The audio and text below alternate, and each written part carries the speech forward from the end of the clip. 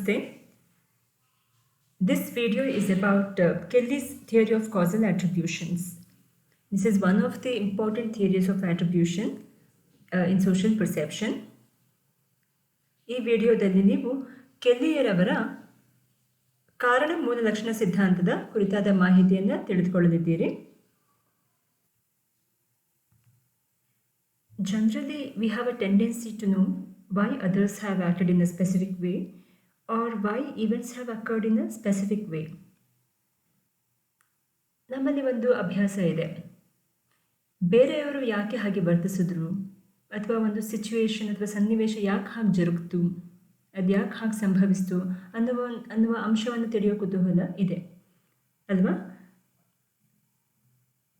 ಯಾಕೆ ನಮ್ಗೆ ಅಂಥ ಕುತೂಹಲ ಯಾಕೆ ಇದೆ? ಅದು ನಮ್ಮ ಒಂದು ಬೇಸಿಕ್ ನೇಚರ್, ಮನುಷ್ಯನ ಮೂಲ ಸ್ವಭಾವ. ಅದು ವಾಟ್ ಕಾಸಸ್ ಎ ಬಿಹೇವಿಯರ್ ಅನ್ನುವ ಪ್ರಶ್ನೆ ಮನಸ್ಸಿನಲ್ಲಿ ಮೂಡೋದು ಸಹಜವಾಗಿ ಕಂಡುಬರುತ್ತೆ. The reason behind such curiosity or a tendency is very important in a way. Such knowledge about others' behavior and about specific events is important because only if we understand the causes behind others' behavior or events, we can hope to make sense out of the social world. ನಾವು ಸಮಾಜದಲ್ಲಿ ಬದುಕ್ತೇವೆ, ಸಮಾಜದಲ್ಲಿ ಒಡನಾಟ ಇಟ್ಕೊಂಡಿರ್ತೇವೆ. ನಮ್ಮದು ಸಾಮಾಜಿಕ ಜೀವನ. ಈ ಎಲ್ಲ ಕಾರಣಕ್ಕಾಗಿ ನಮಗೆ ಸಾಮಾಜಿಕ ಜಗತ್ತನ್ನು ತಿಳಿಯುವಂಥದ್ದು ಅವಶ್ಯಕತೆ ಹಾಗೂ ಅನಿವಾರ್ಯತೆ ಇದೆ. ಆ ಕಾರಣಕ್ಕೆ ನಾವು ಇತರರು ಯಾಕೆ ಹಾಗೆ ವರ್ತಿಸಿದ್ರು ಹಾಗೂ ಒಂದು ಸನ್ನಿವೇಶ ಯಾಕೆ ಹಾಗೆ ಜರುಗಿತು ಅನ್ನೋದನ್ನು ನಾವು ತಿಳ್ಕೊಳ್ಳುವಂಥ ಕುತೂಹಲ ತೋರಿಸ್ತಾ ಇರ್ತೇವೆ. ಇದು ಸಾಮಾಜಿಕ ಜಗತ್ತನ್ನು ತಿಳಿಯುವಂಥ ಕುತೂಹಲ ಮಾತ್ರ ಅಲ್ಲ, ಇದು ನಮ್ಮ ಇಂಟರ್ಯಾಕ್ಷನ್ಸ್, ನಮ್ಮ ಪರಸ್ಪರ ಸಂಬಂಧಗಳಲ್ಲಿ ಬಹಳ ಪ್ರಮುಖವಾದ ಪಾತ್ರವನ್ನು ಕೂಡ ವಹಿಸುತ್ತೆ.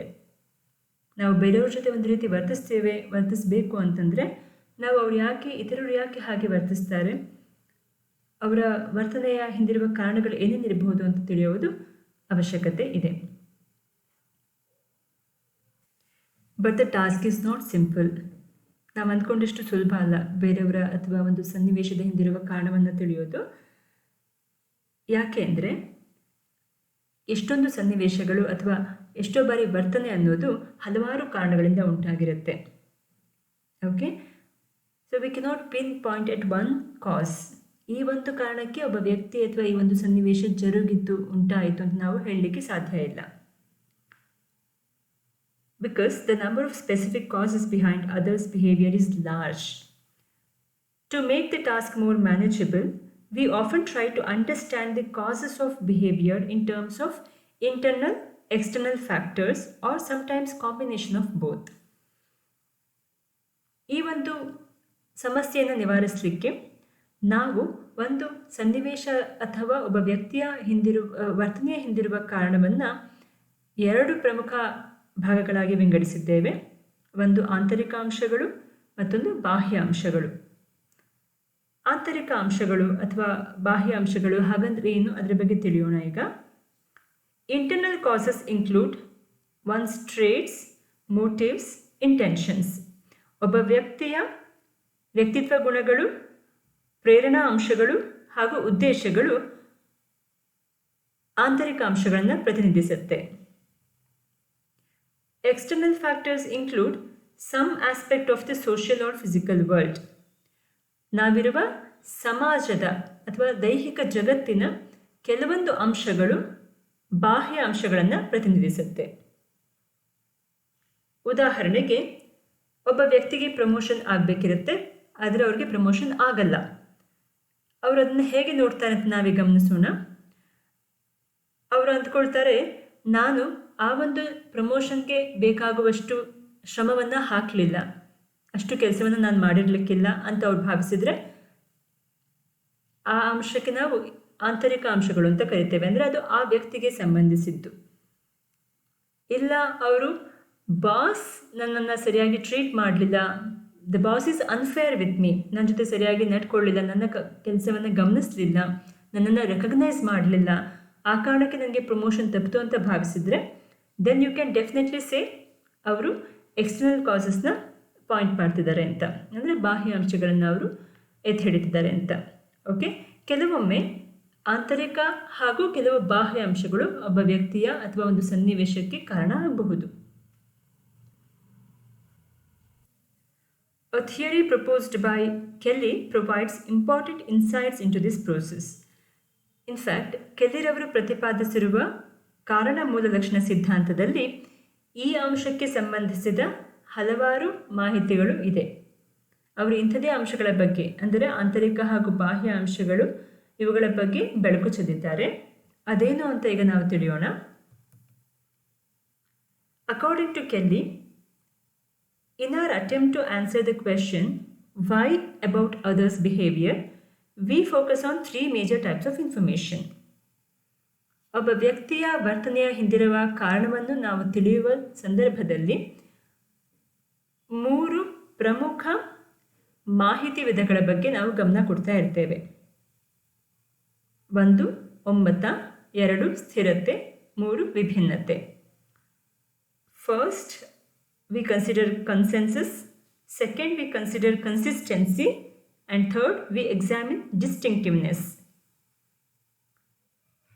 High or low of consensus, consistency and distinctiveness determine our attribution of causes to either internal or external factors. ಅಂದರೆ ಈ ಒಮ್ಮತ, ಸ್ಥಿರತೆ ಹಾಗೂ ವಿಭಿನ್ನತೆಯಲ್ಲಿ ಹೆಚ್ಚು ಅಥವಾ ಕಡಿಮೆ, ಅಂದರೆ ಒಂದು ಸ್ಕೇಲ್ನಲ್ಲಿ ಅತಿ ಹೆಚ್ಚು ಒಮ್ಮತ ಇದೆ, ಅತಿ ಕಡಿಮೆ ಒಮ್ಮತ, ಅಥವಾ ಹೆಚ್ಚು ಸ್ಥಿರತೆ ಇದೆ, ಕಡಿಮೆ ಸ್ಥಿರತೆ ಇದೆ, ಅಥವಾ ಹೆಚ್ಚು ವಿಭಿನ್ನತೆ, ಕಡಿಮೆ ವಿಭಿನ್ನತೆ, ಈ ರೀತಿ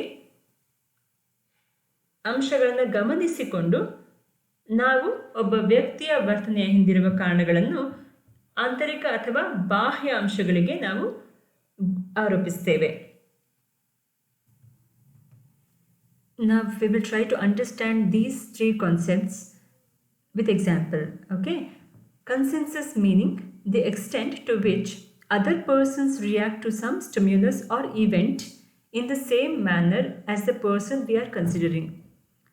ಒಮ್ಮತ ಅಂದರೆ ನಾವು ಯಾವ ವ್ಯಕ್ತಿಯ ವರ್ತನೆಯ ಬಗ್ಗೆ ಗಮನ ಕೊಡ್ತಿದ್ದೇವೆಯೋ ಇತರೆ ವ್ಯಕ್ತಿಗಳು ಕೂಡ ಅಂತಹ ಸನ್ನಿವೇಶದಲ್ಲಿ ಅದೇ ರೀತಿ ವರ್ತಿಸೋದು. ಅರ್ಥ ಆಯ್ತಾ? ಈಗ ಒಬ್ಬ ವ್ಯಕ್ತಿ ಒಂದು ಕಾರಣಕ್ಕೆ ಸಿಟ್ಟುಕೊಂಡಿದ್ದಾರೆ ಅಂತಂದರೆ ಬಹುಶಃ ಅವರಿರುವ ಸನ್ನಿವೇಶಕ್ಕೆ ಇತರ ವ್ಯಕ್ತಿಗಳು ಇದ್ದಾಗ ಅವರು ಕೂಡ ಸಿಟ್ಟಾಗ್ತಿದ್ರೇನೋ, ಸಿಟ್ಟಾಗಬಹುದಿತ್ತು ಅಂತ ನಾವು ಭಾವಿಸಿದರೆ ಅಲ್ಲಿ ಒಮ್ಮತ ಇದೆ ಅಂತ ಅರ್ಥ. Consistency meaning the extent to which an individual response to a given stimulus or situation in the same way on different occasion. ಸ್ಥಿರತೆ ಅಂದರೆ ಒಬ್ಬ ವ್ಯಕ್ತಿ ಒಂದು ಸನ್ನಿವೇಶ ಅಥವಾ ಒಂದು ಪ್ರಚೋದನೆಗೆ ಬೇರೆ ಬೇರೆ ಸನ್ನಿವೇಶ ಸಂದರ್ಭಗಳಲ್ಲಿ ಕೂಡ ಅದೇ ರೀತಿ ವರ್ತಿಸೋದು. ಅರ್ಥ ಆಯ್ತಾ? ನೀವು ಗಮನಿಸಿರಬಹುದು, ಕೆಲವೊಮ್ಮೆ ನಮಗೆ ಕೆಲವರನ್ನ ಕಂಡ್ರೆ ಬಹಳ ಸಿಟ್ಟು ಬರ್ತಾ ಇರುತ್ತೆ ಅಥವಾ ಬಹಳ ಇರಿಟೇಷನ್ ಆಗ್ತಿರುತ್ತೆ. ಸೊ ಅದು ಒಂದು ಸನ್ನಿವೇಶ ಅಂತಲ್ಲ, ಪ್ರತಿ ಬಾರಿ ಕೂಡ ಆ ವ್ಯಕ್ತಿಯನ್ನು ಕಂಡಾಗ ಅಥವಾ ಆ ಸನ್ನಿವೇಶ ಎದುರಾದಾಗ ನಾವು ಸಿಟ್ಟಾಗ್ತಿರ್ತೇವೆ, ತಾಳ್ಮೆ ಕಳ್ಕೊಳ್ತಿರ್ತೇವೆ. ಸೊ ಅದಕ್ಕೆ ನಾವು ಸ್ಥಿರತೆ ಅಂತ ಹೇಳ್ತೇವೆ. ಸ್ಥಿರತೆ ಅಂದರೆ ಕನ್ಸಿಸ್ಟೆನ್ಸಿ ಇನ್ ದ ಸೆನ್ಸ್ ಪ್ರತಿ ಸನ್ನಿವೇಶದಲ್ಲೂ ಕೂಡ ಅಂಥ ಸಂದರ್ಭ ಬಂದಾಗಲೆಲ್ಲ we behave the same way irrespective of the time gap. ಅರ್ಥ ಆಯ್ತಾ? ಅದು ಇವಾಗ ಅಂತಲ್ಲ, ನಾಳೆ ಕೂಡ ಅಂಥ ಸನ್ನಿವೇಶ ಎದುರಾದರೆ we may react in the same way, we may respond in the same way to that event or situation or stimulus or a person. ಅರ್ಥ ಆಯ್ತಾ? Distinctiveness meaning the extent to which an individual response in the same manner to different stimuli or events. Okay, ವಿಭಿನ್ನತೆ ಅಂದರೆ ಒಬ್ಬ ವ್ಯಕ್ತಿಯು ಬೇರೆ ಬೇರೆ ಸನ್ನಿವೇಶ ಸಂದರ್ಭಗಳಿಗೆ ಅಥವಾ ಪ್ರಚೋದನೆಗಳಿಗೆ ಒಂದೇ ರೀತಿ ರೆಸ್ಪಾಂಡ್ ಮಾಡೋದು. ಅರ್ಥ ಆಯ್ತಾ? ಅಲ್ಲಿ ಯಾವುದೇ ವ್ಯತ್ಯಾಸ ಕಾಣೋದು, ಒಂದೇ ರೀತಿ. ಒಬ್ಬ ವ್ಯಕ್ತಿಗೆ ಪರ್ಸನ್ ಎ ಕಂಡ್ರೆ ಹಾಗೆ ಅನಿಸುತ್ತೆ, ಪರ್ಸನ್ ಬಿ ಕಂಡ್ರೂ ಹಾಗೆ ಅನಿಸುತ್ತೆ, ಪರ್ಸನ್ ಸಿ ಅಂದ್ರೂ ಕೂಡ ಹಾಗೆ ಅನಿಸುತ್ತೆ. So there is no difference. Do you understand? This is called distinctiveness. So ವಿಭಿನ್ನತೆ ಅಂತ ಕರಿತೇವೆ.